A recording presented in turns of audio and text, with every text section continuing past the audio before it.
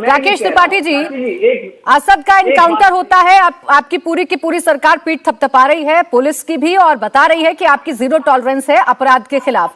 लेकिन पूरा का पूरा विपक्ष कह रहा है कि ये सरकार की आदत हो गई है, आप अपने ही खुद कानून को हाथ में लेकर काम करते हैं, अदालतों की कोई जगह नहीं है अब आपके स्टेट में।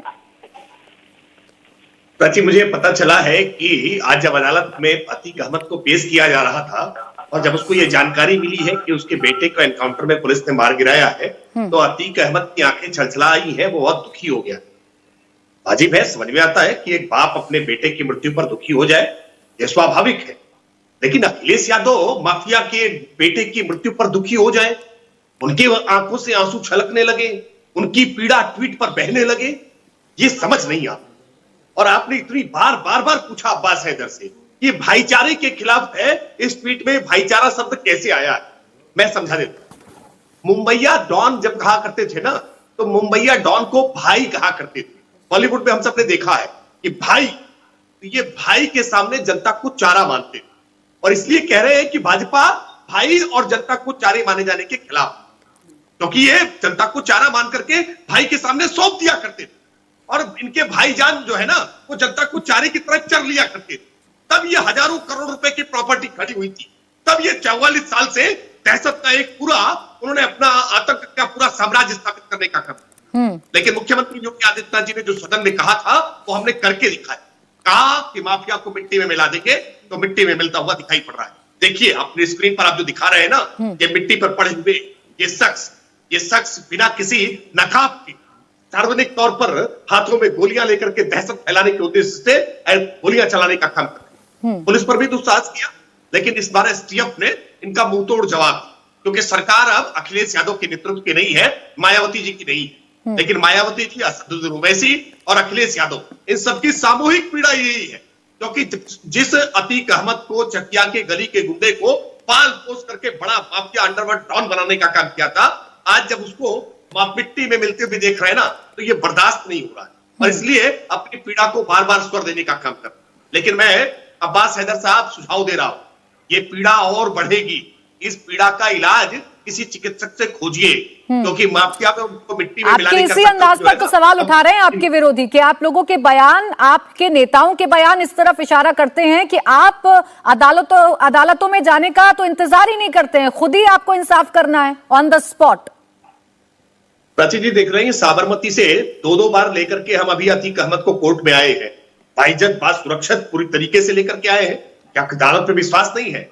44 साल में पहली बार अतीक अहमद को सजा सुनाई गई है भारतीय जनता पार्टी की सत्ता में रहते हुए। क्या हमारा कानून में विश्वास नहीं है?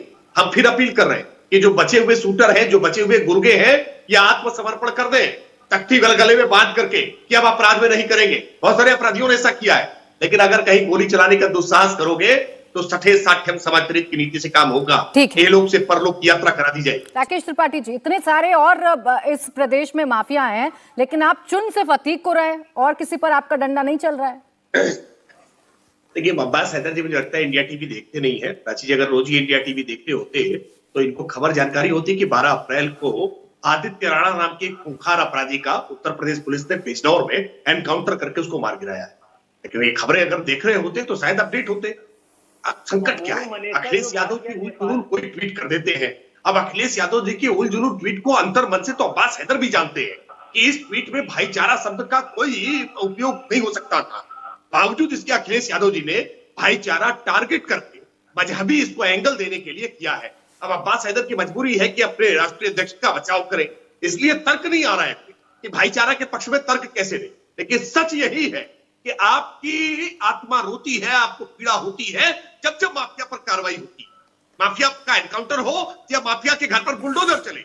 अखिलेश यादव जी के पीड़ाजनक तमाम ऐसे ट्वीट आंसुओं में डूबे हुए ट्विटर पर दिखाई पड़ने लगते हैं, बयान जारी होने लगते हैं। असद ओवैसी साहब है, मायावती जी है, सबका करुण क्रंदन शुरू हो जाता है कि कैसे हाय मेरे माफिया भाई को मार दिया, हाय मेरे माफिया भाई का एनकाउंटर कर दिया। अरे भाई ये मातम मनाना बंद कर दीजिए।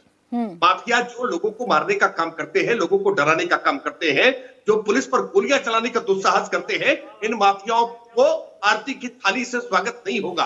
अगर ये पुलिस कर्मियों पर गोली चलाएंगे तो ये मान कर चलिए कि उन्होंने अपने डेथ वारंट पर अपने हाथों पर सिग्नेचर कर दिया और ऐसे व्यक्तियों को एनकाउंटर में मार गिराया जाएगा।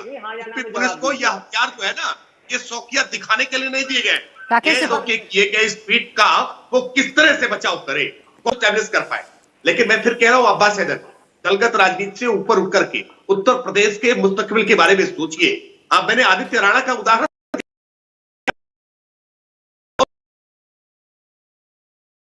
किसी ने सवाल नहीं उठाया कि आदित्य राणा की जात क्या थी, आदित्य राणा का मजहब क्या था। लेकिन अतीक अहमद के बेटे की जैसे ही एनकाउंटर में मौत होती है, ऐसे ही अखिलेश यादव, ऐसे ही मायावती, ऐसे ही